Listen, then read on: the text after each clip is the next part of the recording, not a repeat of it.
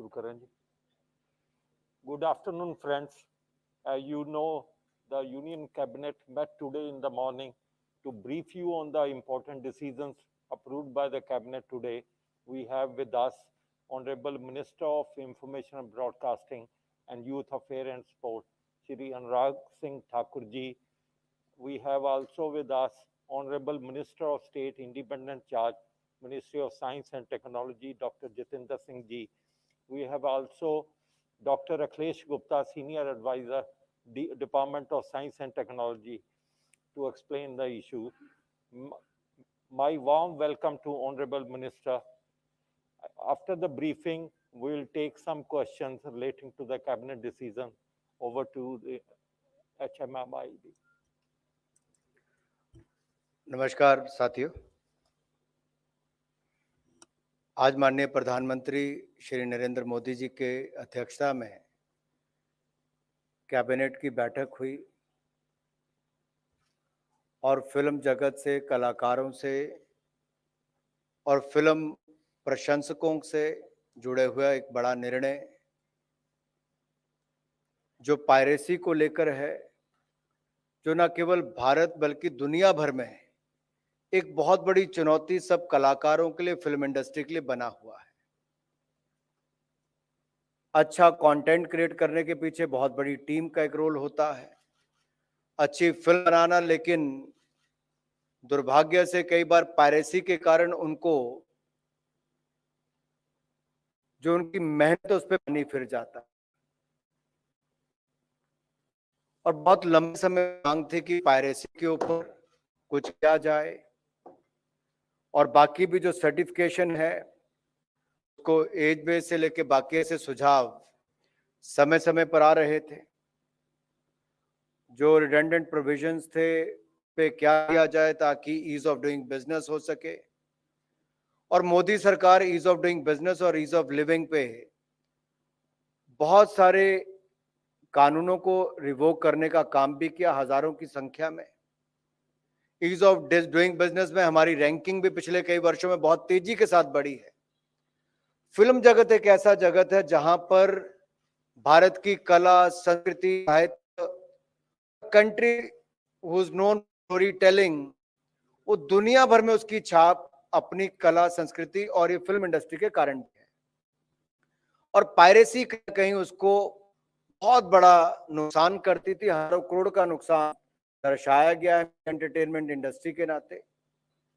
तो आज कैबिनेट ने उस दिशा में एक अनुमति दी है कि आने वाले सेशन में सिनेमाटोग्राफ एक्ट 2023 लाया जाएगा।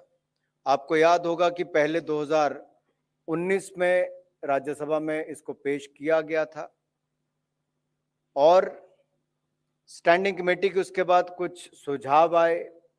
हमने भी इसकी बड़ी व्यापक चर्चा की, जनता से भी, स्टेक होल्डर से भी, अलग अलग इंडस्ट्री से, और दुनिया भर के इंटरनेशनल बेस्ट प्रैक्टिसेस क्या है उसको भी इसमें शामिल किया है, ताकि भारतीय फिल्म जगत, चाहे वो the elephant whisperers small documentary के नाते क्यों ना, लेकिन एक बड़ा नाम कमाया है। आरआरआर फिल्म बड़ी रीजनल से इंटरनेशनल हुई हो या नाटू नाटू की धूम हो, ये भारतीय कंटेंट के कारण हुआ है। तो पायरेसी से इनको नुकसान ना हो तो सिनेमाटोग्राफ एक्ट जो है उस दिशा में बनाया गया है। ज्यादा चर्चा उसकी जब पार्लियामेंट सत्र होगा तब आएगा, लेकिन एक बहुत क्रांतिकारी कदम आज उस दिशा में उठाया गया है जिससे पूरे फिल्म जगत को बहुत लाभ मिलने वाला है। और पूरी फिल्म इंडस्ट्री में लगभग सभी स्टेक होल्डर से हमारी बात हुई है और उसी दिशा में इसको बनाया गया है। दूसरा निर्णय जो भारत सरकार का है वो भी उस दिशा में है जब भारत दुनिया के बड़े देशों में एक ऐसी छलांग लगाकर अब फॉलो करने वाला नहीं, लीड करने वाले हम कई श्रेणी में बने हैं। और वैसा ही एक क्षेत्र है जिसके बारे में आदरणीय डॉक्टर जितेंद्र सिंह जी आपको विस्तार में बताएंगे। मैं केवल इतना बता दूं आपको कि नेशनल क्वांटम मिशन के लिए मंजूरी आदरणीय मोदी जी की सरकार ने दी है, उनकी अध्यक्षता में कैबिनेट मिली। 6003 करोड़ रुपए का इसका बजट का प्रावधान किया गया है। इस पे कुल मिलाकर लागत आएगी 2023-24 से 2030-31 तक का इसका समय सीमा है। और ये देश को नई ऊंचाइयों पर ले जाने वाला एक ऐसा निर्णय है जो एक बार फिर प्रधानमंत्री मोदी जी के नेतृत्व में हुआ। मैं आग्रह करता हूं आदरणीय डॉक्टर जितेंद्र सिंह जी से कि इसके विस्तार में आपके बारे में जानकारी दें। धन्यवाद माननीय अनुराग सिंह ठाकुर जी।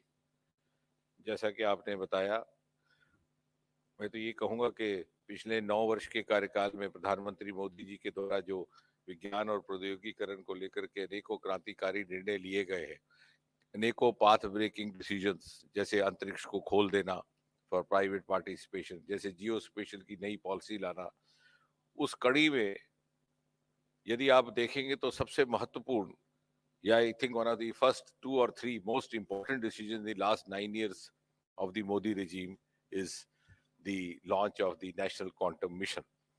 और इसका भारत के संदर्भ में क्या महत्व है और इसका अर्थ क्या है? यहाँ तक हम महत्व की बात करें तो India today is one of the biggest utilizers of information technology. Otherwise, we can say we are the biggest stakeholders also as far as information technology is concerned. And quantum technology is the one which is essentially related with information processing, includes the sharing of information, etc., etc. And this is a technology which makes the information processing faster, more authentic, more precise, more secure, and also most authentic.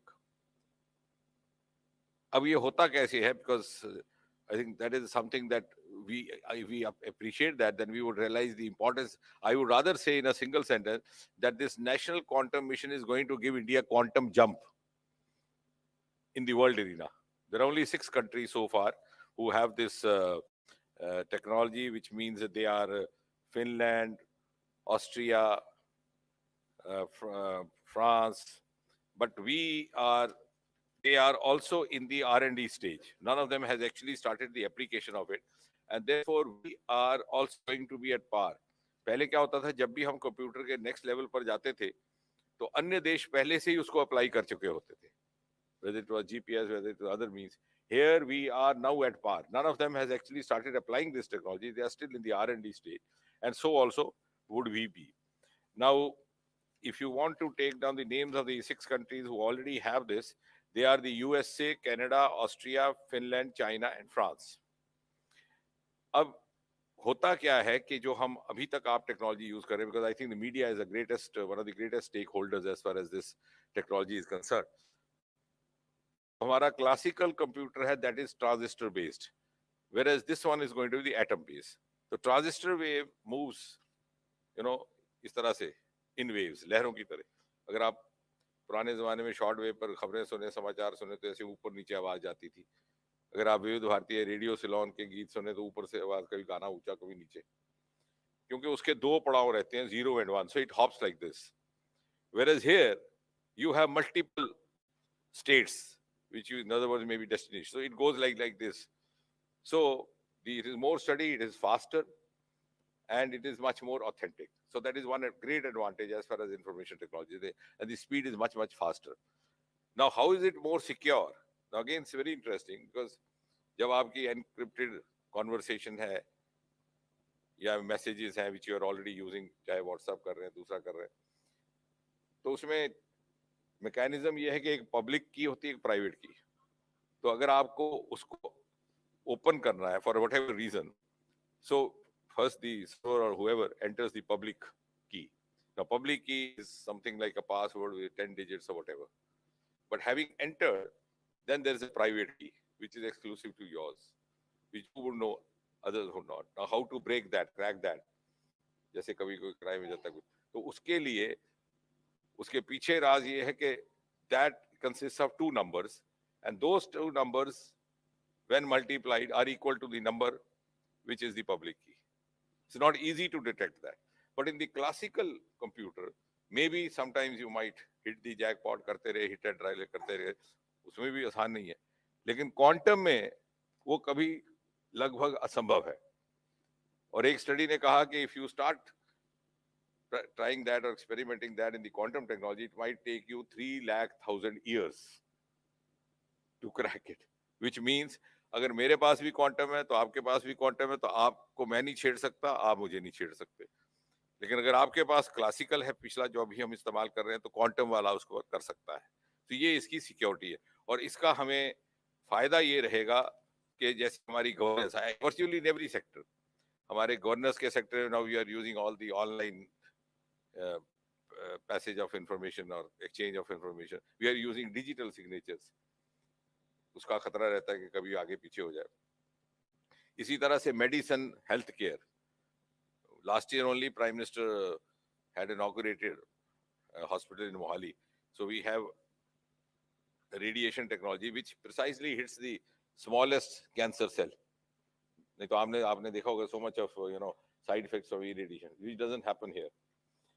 Similarly, in experimentation, because of this atom-based technology, because the atom is something which is about 360 crores smaller than human beings. It's such a small bit. So since it is functioning through those small bits, the preciseness also increases, and it is also helping in the trials of the drugs. Like for example, India came out with a DNA vaccine, took about 2 years. If we had this, maybe we would have come out in 3 or 4 months itself. So that is what is going to be useful in the healthcare sector. Security. आजकल आपने देखा होगा कि infiltrators ने सुरंग बना ली, नीचे से आगे, tunnel remains undetected. यहाँ पे however much may be the depth, whatever little may be the movement, this technology would be able to detect that at the surface. इसके अलावा of course employment generation भी होगी, आत्मनिर्भर भारत का भी इसमें concept included है, and I think this is one of the best instances of what Minister Ali keeps reading and emphasizing the government concept. There are 5 or 6 ministries involved in this department: the Department of Space, Department of Atomic Energy, MIT, DOT, and of course Department of Science and Technology. And therefore this is going to be a huge leap forward, and it's going to give India an edge over the other countries. इसमें अगर आप timeline भी जानना चाहते हैं, तो I think of course माननीय मंत्री जी ने आपको बताया जो इसकी इम्प्लीकेशन की है, बट जो इसकी रेंज है वो इन फेजेस में ही कर पाएंगे. That means up to 1500 kilometers in 3 years, about 2000 kilometers in 5 years. So we go on increasing the range, and and of course that will be satellite based. But we also have something like within our friendly communication centers, 2 centers, one is yours, one is mine, so we can communicate with each other. That is about 2000 kilometers. And the other interesting aspect is that within cities also it can be used using the same optic fibers. एक तो satellite base है which is going to be of a larger range, but अगर हमने शहरों में करना है तो ऑप्टिक फाइबर की जगह इसके through transmission, and that also we look forward to accomplish 300 kilometers in 3 years, 500 kilometers in 5 years, and 2000 kilometers in about 8 years. And we also look forward to scaling up, क्योंकि इसका जो unit है of the scale is in the form of qubits. So we target about 50 qubits in 3 years, about 5,000 qubits in 5 years, about 1,000 qubits in 8 years, so on and so forth. And of course also in navigation, जो हमारे ship movement and the other places, because earlier on when you didn't have all these technologies, you depended on lighthouses over 200 years ago. So lighthouse concept खत्म हो गया. Now you depend on GPS and other things. Now this will be the latest. So by all means, this is going to place India as a frontline nation as far as information technology is concerned. And information technology has relevance in all these fields, and not only information technology, it also healthcare and other sectors, the magnetometers, the diagnostic aspects of it, the therapeutic aspects of health, and of course the security aspect. So इसके अतिरिक्त कुछ और जानकारी होगी तो we will be happy to interact with you. मित्रों, ये जो डॉक्टर जितेंद्र सिंह जी ने कहा कि क्वांटम कंप्यूटिंग में सामान्य कंप्यूटर्स के से कई गुना अधिक और कई गुना अधिक डाटा कई गुना कम समय में प्रोसेस किया जा सकता है. ये communications, health, pharmaceutical, financial sector, energy, defence, data security जैसे क्षेत्रों में इसके उपयोग की अपार संभावनाएं हैं. और भारत दुनिया के जो 6 देश जहां पर ये हो रहा है, अब उसी श्रेणी में जाकर, जैसे मैंने कहा कि हम लीडर्स वाली श्रेणी में, लीड करने वाली श्रेणी में, जैसे आपको विस्तार में माननीय डॉक्टर जितेंद्र सिंह ने बताया, उसके लिए कर रहे हैं. इस मिशन का संचालन कौन करेगा? Department of science and technology करेगा, जिसमें एक मिशन डायरेक्टर होंगे और जिनकी सहायता के लिए मंत्रालय एक मिशन सेक्रेटरिएट भी बनाएगा। एक गवर्निंग बॉडी भी होगी और इस गवर्निंग बॉडी की अध्यक्षता, इस मिशन के जो मार्गदर्शन के लिए गवर्निंग बॉडी होगी, उसकी अध्यक्षता टेक्नोलॉजी, इंडस्ट्री और रिसर्च के क्षेत्र में से एक प्रेस्टीजियस साइंटिस्ट या एंटरप्रेन्योर के द्वारा की जाएगी। प्रिंसिपल साइंटिफिक एडवाइजर की अध्यक्षता में गठित मिशन टेक्नोलॉजी रिसर्च काउंसिल इस गवर्निंग बॉडी के लिए साइंटिफिक एडवाइजरी बॉडी का कार्य भी करेगी। तो कुल मिलाकर अगले 8 वर्षों में 6003 करोड़ रुपए इसके ऊपर खर्च किया जाएगा और इस मिशन से भारत में क्वांटम कंप्यूटिंग से संबंधित रिसर्च एंड डेवलपमेंट को बढ़ावा देकर अगले 3 वर्षों में 20 से 50 क्यूबिट के क्वांटम कंप्यूटर बनाने तथा 2000 किलोमीटर तक क्वांटम कम्युनिकेशन का लक्ष्य प्राप्त कर क्वांटम टेक्नोलॉजी का एक वाइब्रेंट इकोसिस्टम विकसित किया जाएगा। और मैं धन्यवादी हूं डॉक्टर जितेंद्र सिंह जी का, जिन्होंने बड़े विस्तार में, बहुत टेक्निकल सब्जेक्ट है लेकिन बहुत विस्तार में बताया कि भारत कैसे उसमें आगे बढ़ सकते हैं। प्लीज आपकी अनुमति से एक और चीज जोड़नी चाहिए, जो शायद जिसके लिए युवाओं का भी ट्रस्ट है, कि आजकल स्टार्टअप की मुहिम चल रही है बड़ी तीव्र गति से, प्रधानमंत्री मोदी जी के ही आह्वान पर, उनकी पहल से। तो उसमें भी चूंकि जो ट्रांसलेशनल रिसर्च होगा उसमें स्टार्टअप्स को इससे बड़ी मदद मिलेगी। तो स्टार्टअप्स वो डिस्क यूज करते हैं, अगर आप हमारे फरीदाबाद वाले इंस्टीट्यूट में जाए तो जैसे मैंने कहा कि वो हम जब वेव टेक्नोलॉजी से हम एटम टेक्नोलॉजी की तरफ आएंगे तो उसकी गति भी बढ़ेगी, उसकी स्पेसिफिसिटी भी बढ़ेगी, ऑथेंटिसिटी भी बढ़ेगी। So we'll have high quality startups who would also be able to make good source of livelihood for them and also contribute much more substantially to the world data pool.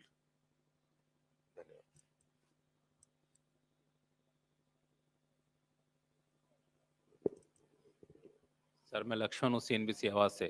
मेरा दो सवाल, एक Jitendra Singh sir से है कि ये quantum technology का क्या इस्तेमाल अभी हम लोग भारत में किसी भी सेगमेंट में कर रहे हैं क्या? और दूसरा कि सेमीकंडक्टर के लिए जो मिशन की शुरुआत आप सरकार ने की है, क्या उसमें भी इसको मदद मिलेगी?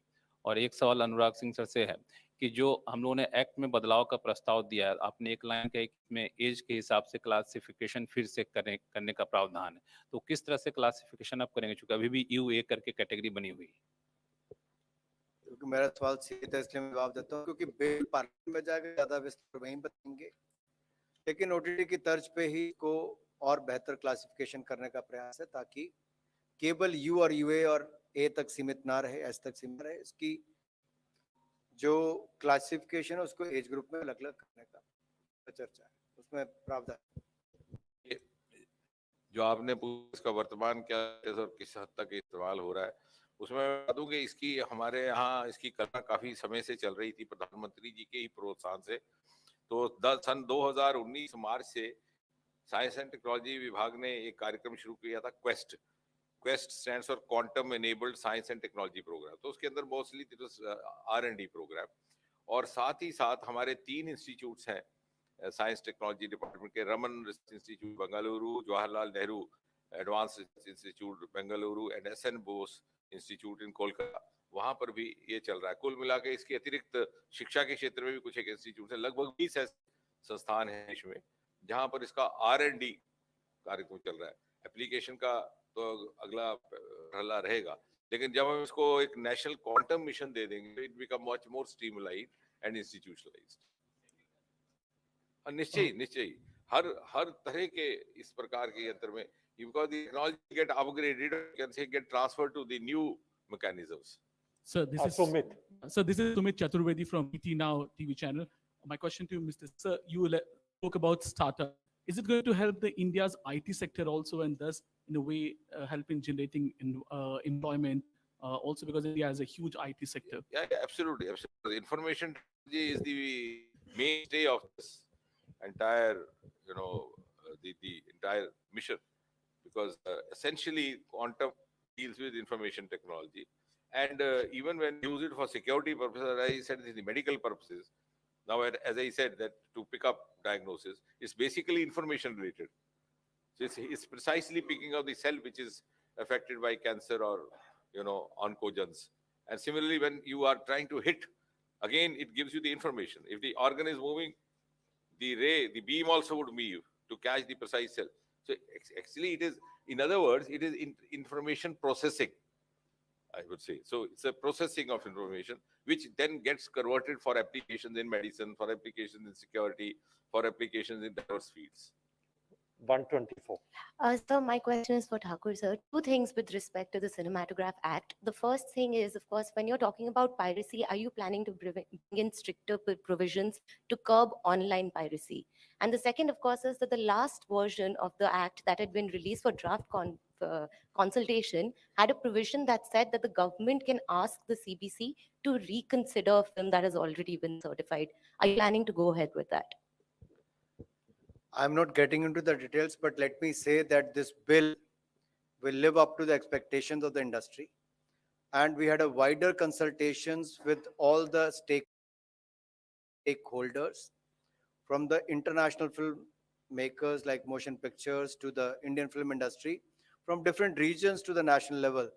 So all stakeholders has been consulted, public consultation has happened, interministerial consultation has happened, and I'm sure this bill is going to satisfy each and everyone without creating any controversy.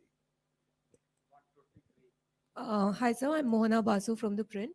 So my question is that in 2020 we had the finance ministry had announced about 8,000 crores over a period of 5 years.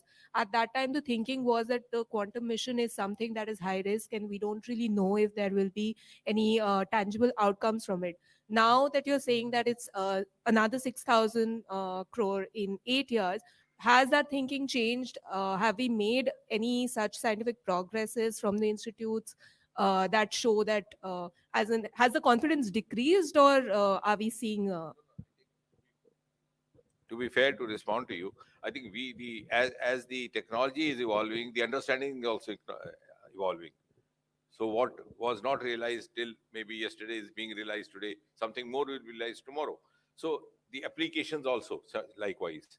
Now in the area of therapeutics, in the area of investigative healthcare, in the area of security. So all these applications are being realized as we have started using it. And the R&D is still, that is the reason that 6 countries are there who initiated themselves before us, but they have still not gone into the application stage.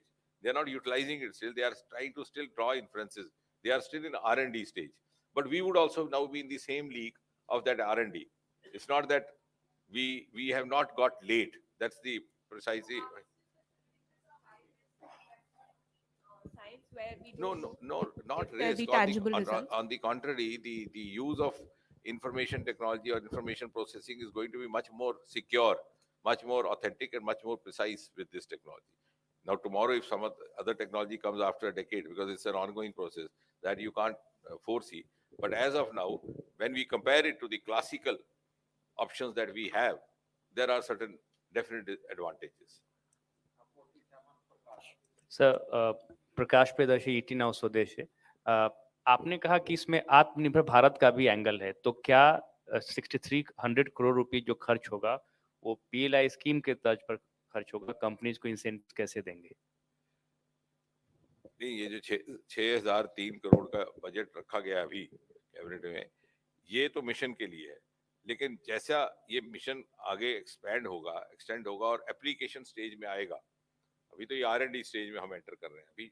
अभी अधिकतर हम शोध अनुसंधान की से जब ये apply होगा तो ऑब्वियसली उसमें इंडस्ट्री भी इन्वॉल्व होगी। दैट इज वाई यही मेंशन किया, जैसे माननीय अनुराग सिंह जी ने मुझसे पहले आप संबोधित करते हुए कहा कि इसमें इंडस्ट्री भी रहेगी, स्टार्टअप भी रहेंगे, and that is also the reason, जैसे इन्होंने बिल्कुल ठीक कहा कि जो इसकी सेक्रेटेरिएट बनेगी उसकी अध्यक्षता करने वाला is not necessarily somebody from the science technology department. It could be somebody from the industry also, with a science aptitude, science knowledge and science bent of mind. वो ऑप्शन भी इसी कैबिनेट नोट में open रख दी गई है। After all, of course, under the overall monitoring of the PSA, who is the government representative, लेकिन उस गवर्निंग बॉडी का head could be from any of these sectors which are interlinked with each other. जो national quantum mission है, इसके अंतर्गत quantum technology के 4 मुख्य क्षेत्र होंगे: quantum computing, quantum communication, quantum sensing and metrology, quantum material end devices, जिसमें technology development के लिए 4 थीमेटिक हब्स बनेंगे और जो रिसर्च एंड डेवलपमेंट के इंस्टीट्यूट हैं उनमें इनको स्थान दिया जाएगा, उनमें स्थापना इनकी की जाएगी राष्ट्रीय स्तर पर। और रिसर्च वाली जो आदरणीय जितेंद्र जी ने कहा कि उस दिशा में हम इनको रिसर्च वाले क्षेत्र में लेकर जा रहे हैं और इनका चयन भी कॉम्पिटिटिव प्रपोजल्स के माध्यम से ही किया जाएगा। और आपने जो बात कही वो इस बात में इंक्लूडेड है इन दी सेंस कि ये जो माननीय अनुराग सिंह जी ने उल्लेख किया थीमेटिक है, ये सेक्शन 8 जो है हमारा कंपनीज का, उसके अंतर्गत गठित किया जाएगा। So there is always already a room और a leverage for involvement of the industry और the other sector. Sir, Jacob Koshi from the Hindu. A basic step towards quantum computing is creating quantum computers. Now, what I want to understand, you had mentioned 20 qubits sometime back. So does this mean we'll have one 20 qubit computer by in 3 years? Or can you give us some timeline on what qubit capacity computers are envisioned under this program in the next few years? Thank you. We plan to scale up with the passage of time. So if you ask the precise timeline that what we have envisaged for ourselves or kept the target for ourselves is up to 50 physical qubits by 3 years, then by 50 to 100, possibly 100 by 5 years, and up to 1000 by 8 years in various platforms, in superconducting, also in photonic technology. So we have set that timeline for us. It's quite an ambitious timeline, but we hope to live up to that. Last question.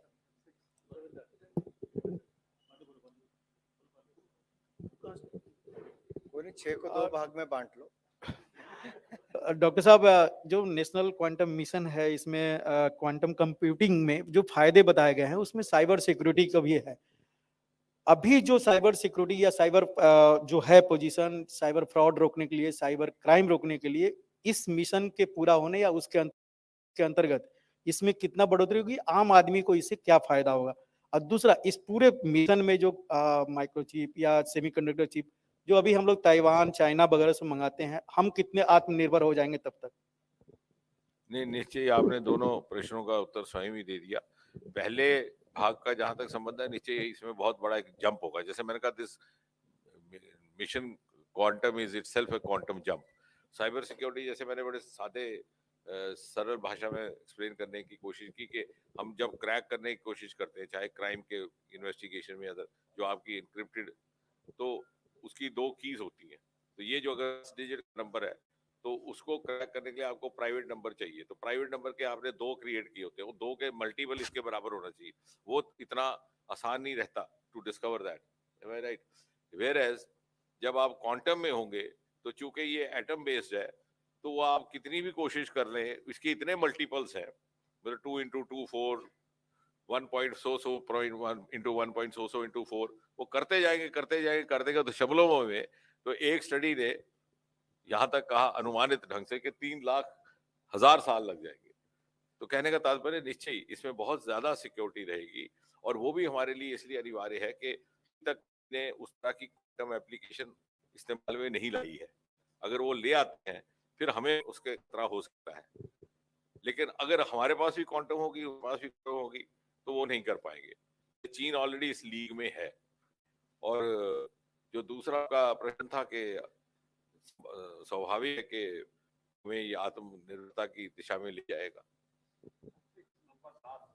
Sir, मेरा सवाल अनुराग जी से है। आज एक बहुत बड़ी खबर आई है कि भारत ने आबादी के मामले में चीन को भी पीछे छोड़ दिया है। तो क्या इससे हम एक खुशखबरी के तौर पर लें या चुनौती के तौर पर लें? और क्या आपको लगता है कि सही समय आ गया कि अब जनसंख्या नियंत्रण कानून देश की जरूरत है, उसको बनाया जाना चाहिए? नेशनल क्वांटम मिशन की बात हो रही है।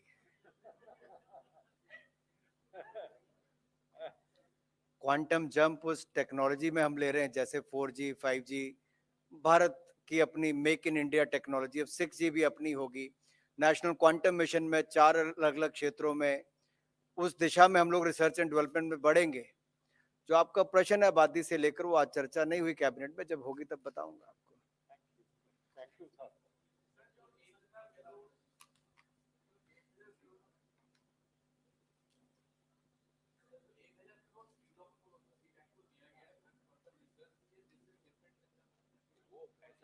ऐसा है कि जैसे मैंने कहा, we have already some 20 institutes who are into R&D।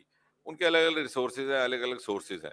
उसमें 3 इंस्टीट्यूट डीएसटी के अंतर्गत काम करते हैं, कुछ एजुकेशन, वो दैट इज अ पार्ट। अब चूंकि एक इंस्टीट्यूशनलाइज मिशन शुरू किया, गवर्नमेंट ने मिशन मोड पर इसको इंस्टीट्यूशनलाइज किया, नेशनल क्वांटम मिशन, ये 6000 करोड़ उसके लिए। अब अगर कोई यूनिवर्सिटी या किसी इंस्टीट्यूशन में हो रहा है तो अपने स्तर पे वो काम हो रहा है, लेकिन उसको भी बल मिलेगा through this mission, they will also get supplemented,